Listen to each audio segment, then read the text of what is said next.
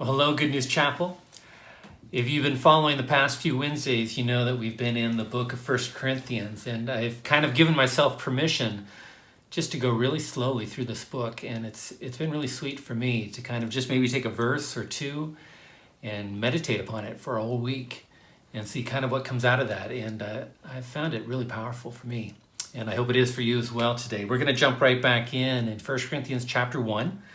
We left off last week in verse 10, which really kind of sums up Paul's whole emphasis of the letter, that he's really writing to speak into the kind of the rivalries and the division and the lack of unity in this church. And he's really speaking to them, showing the importance of being unified and how Jesus does that amongst a big group of diverse believers, that our faith in Christ can really bring unity. And so here's what he says in verse 10, then I'm going to read a couple verses after that. I appeal to you, brothers, by the name of our Lord Jesus Christ, that all of you agree, and that there be no divisions among you, but that you be united in the same mind and the same judgment. For it has been reported to me by Chloe's people that there is quarreling among you, my brothers. What I mean is that each one of you says, I follow Paul, or I follow Apollos, or I follow Cephas, or I follow Christ. Is Christ divided? Was Paul crucified for you? Or were you baptized into the name of Paul? So I'm just going to stop there today and just want to make a few comments on this section here, because this last sentence in particular has really been speaking to me this week. Basically, what we can kind of tell from the text is that here in Corinth, the people are caught up in a kind of a cult of personality, in that they have all these different leaders and preachers who have come through, whether it's Paul or Apollos or Peter, and there's been this kind of attachment, this idea of treating church leaders kind of like gurus, in that I attach my faith not so much to Jesus, but to this one person, to Paul or to Apollos. And then there's this kind of competitive spirit that happens between believers about, who's better believer by who we're connected to.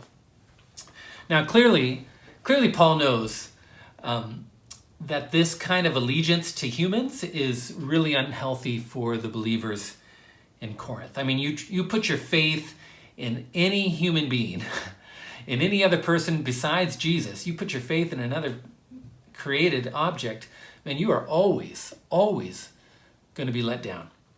And Paul knows that to do that kind of cult of personality, that's just going to lead to disappointment. But what really strikes me, and Paul will get to that, and he'll explain that more later on in this chapter, but what really strikes me in this last verse is the way that Paul answers the issue. You notice that he answers it and speaks into it with a series of rhetorical questions. A rhetorical question is a question where you already know the answer. The answer is assumed and clearly obvious, and yet you say the questions anyway as a way to kind of emphasize the absurdity of things, or to emphasize the clear, obvious truth about things. So Paul says, what? Is Christ divided? No. Was Paul crucified for you? Clearly no. Were you baptized into the name of Paul? Obviously not. Those are all rhetorical questions that Paul asks. And what it does, you really get a sense of Paul's tone, that there's this kind of angst, this kind of determined resistance, that as Paul hears about these factions that are starting, that Paul is just like, not only does he know that it's not healthy for them to be doing this kind of thing, but Paul is like resistant, because there is one faction even uplifting Paul, putting Paul on a pedestal, saying, I follow Paul, and Paul is like, please stop it, don't do this. And you can hear the tone of Paul, because Paul knows that this kind of worldly praise of men, while it may feel good, while it may be tempting to receive it, Paul knows from his own life that it is a deadly, deadly trap. Paul is resistant, and he speaks up against these factions that are going on, not only for their own good, but as I want to look at this morning, that for his own good too, that Paul knows. It's sort of like if you worked in an office And the boss comes around and he keeps piling more and more work on your desk to do. Just this huge pile of papers and work that you need to do. And he tells you, as he puts it down there, he goes, I'm giving you all this work because I have such high expectations of you. You're such a good worker. And at first, maybe that feels good. And like, yeah, that's great. But eventually, it keeps piling up more and more and more. And it's like, wait, time out. What do you think? I'm some kind of superhero? What? You think I don't have any kind of life outside of this job?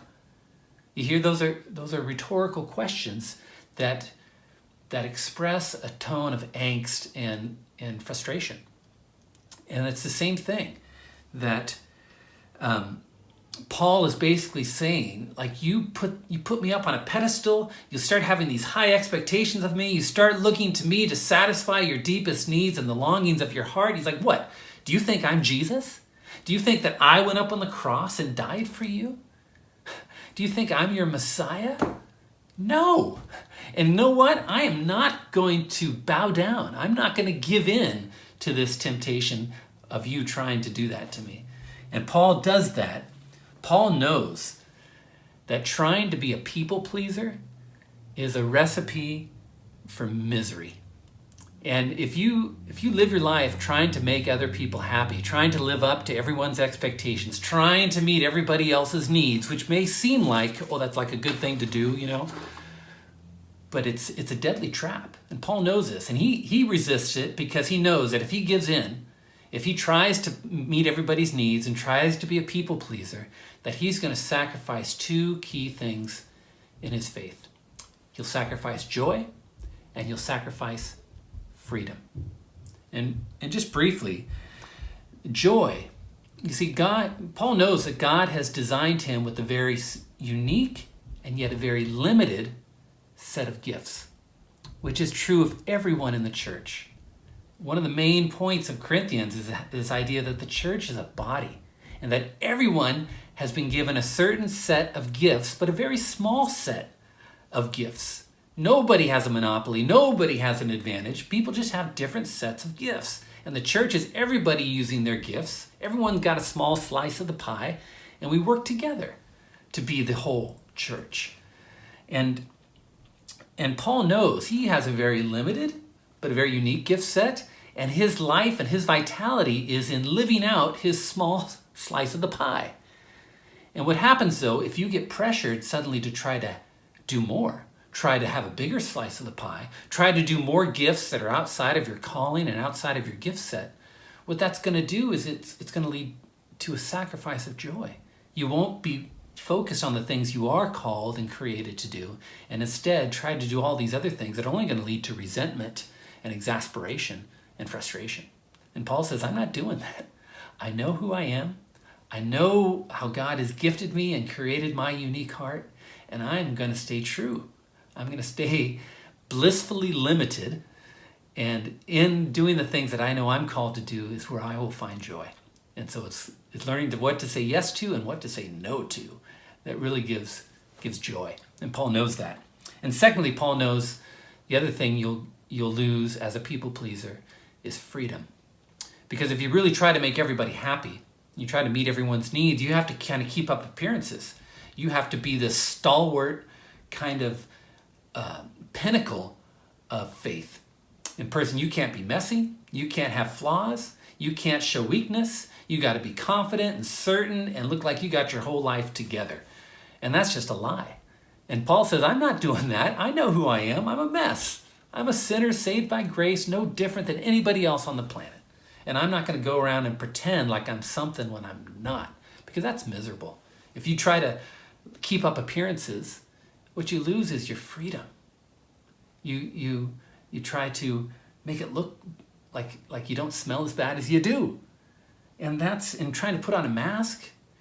You see, because what freedom is when you can know my whole story. You can know the darkest, messiest, most shameful parts of my story. And yet, because I know Jesus, I'm not threatened by that. You can know everything about me. And I have absolute peace because all of my sin was nailed on the cross, and I know God loves me, and he holds me in his arm, and he accepts me. And so now, man, once I know that, then I'm free just to, hey, I'm a mess. And I got junk. I got baggage. So do you. And the church is a place where we can just be open and free with our story and let people see it for what it is. I don't put me on a pedestal. I will let you down. And so Paul is just resisting this. And I just love reading this. For me, it just brings a real, I don't know, it really speaks deeply to me as a pastor, and I imagine it does to all of us, and not just in work, but in family and all the other places where we don't have to put up appearances, but we can have joy in knowing our calling and living that out, and freedom in being comfortable in our own skin and resting in the perfect work of Jesus. So that's what I got for us today. God bless, and I'll be back. Who knows? Maybe we'll get one more verse by next week. Love you guys. See you soon.